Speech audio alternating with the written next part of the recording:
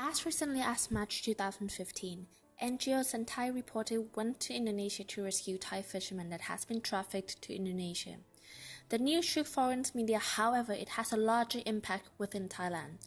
Thailand is the third largest seafood exporter in the world. However, much of tuna, sardines, shrimp, and squid, its export has been caught by the victims of human trafficking.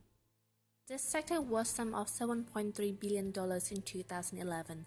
The prolonged problems of human trafficking and slavery in Thailand's fisheries sector mostly come from economic development, high demand of seafood, and cheap labor from neighboring countries such as Myanmar, Laos, and Cambodia.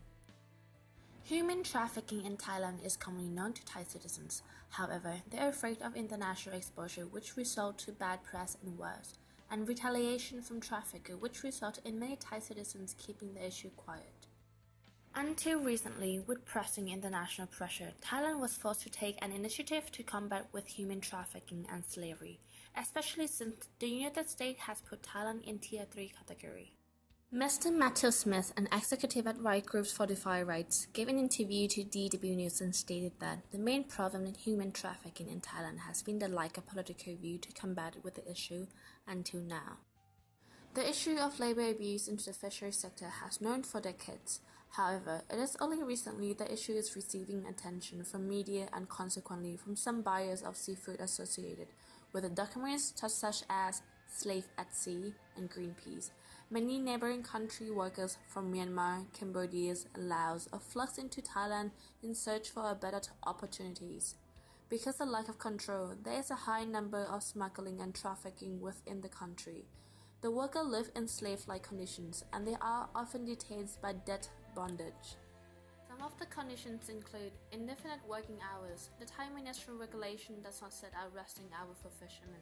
They are expected to work between 18 to 20 hours backbreaking manual labor per day, with meal times and sleep over occurring when nets were set in the water and after sorted the fish.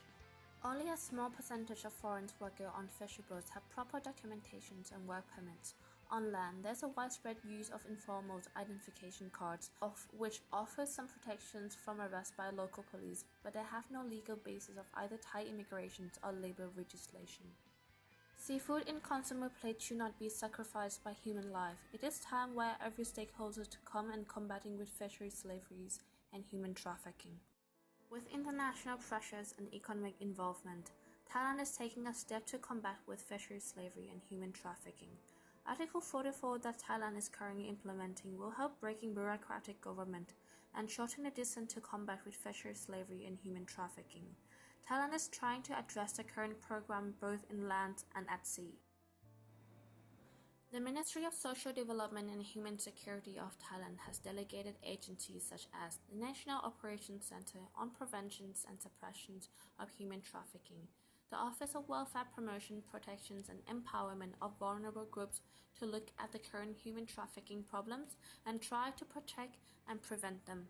Many more agencies, such as Center Against International Human Trafficking, the Department of International Organization, Ministry of Foreign Affairs, the Department of Special Investigation, the Rights and Liberties Protections Department, the Department of Empowerment, the Anti-Trafficking Divisions by Royal Thai Police are working on combating human trafficking in Thailand. The government needs to make sure that each of the agency has its objective and able to work with other agencies to increase efficiency. National Operations Center on Prevention and Suppression of Human Trafficking works directly on preventing further trafficking. The agency will contact local government in sub-district and local NGOs to explain the situations in the countries and tries to educate and assist in many vulnerable areas, especially rural areas. Apart from building agency, the government needs to verify and implement the United Nations Protocol to prevent, suppress, and punish trafficking in persons, as well as implementing the provisions of its own Anti-Trafficking in Persons Act 2008. Thailand should urgently build the capacity of police, navy, immigration officers, prosecutors, and labor inspectors to identify accuracy and deal effectively with trafficking cases, to ensure those responsible for human trafficking are held to account. Investigate and prosecute Thai nationals, particularly public officials and business owners, found to be involved in human trafficking in fisheries sector.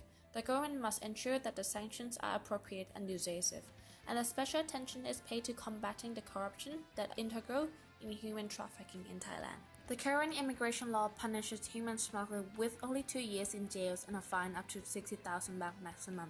This is a generous law to smugglers and needs to be changed. Anti-trafficking law remains insufficient compared to the problems in hand. In addition, corruption has seriously hampered the success of these efforts. In 2000, Thailand ratified UNTIP protocol and the government allotted approximately $6.1 million to anti-trafficking efforts. Ratified and implemented the 2007 International Labour Organization and Fishing Convention No. 188, which establishes international standards for decent work and living conditions of those who are employed in fishing vessels.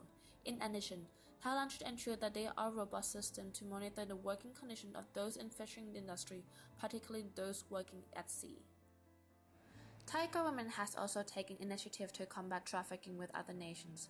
Bilateral agreements such as Memorandum of Understanding between Thailand and other nations, such as Laos, Myanmar, has been signed to increase efficiency of rescuing victims and extend legal protection. Thailand is also trying to contact other countries to sign Memorandum of Understanding to help both neighboring countries' workers in Thailand and Thailand's workers abroad. The suggestion for the government is to expand to multilateral agreements such as ASEAN. Even though ASEAN declarations against trafficking in person is signed by all nations, there is no legal binding and strong structure to prevent human trafficking. The declaration is only to reaffirm previous Hanoi 1998 declaration. Apart from the government, local NGO is also very important to combat with human trafficking. Many cases have been discovered because of NGO initiative on helping victims and mapping the current problems. NGO need to work together with government to combat with human trafficking. Multinational companies and large companies are also essential to combating human trafficking and slavery. The company needs to ensure that the subcontracting company are doing ethical business and not involving any trafficking process, and the workers are not working and living in slave-like conditions. The products must be traceable for where the seafood is coming from and not involving any human trafficking and slavery activities. Internal and external agencies must be reported on the government and public for transparency. The most important actor in Thailand to prevent human trafficking and slavery are the citizens itself. Since the process of human trafficking is done in local areas, there is a need to educate and raise awareness for people in the community to watch and report if there is any sign of trafficking. In addition, the fish port around the south, especially in Samut Songkhram area, have high potential of slave-like treatment to workers.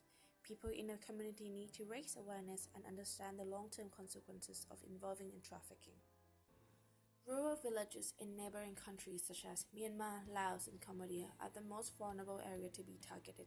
Therefore, the governments and local NGO need to work hard to explain the local risks of working in the fishery industry, educate younger generations involving human trafficking and slavery topic to the classroom within real scenario since the middle school age to raise awareness.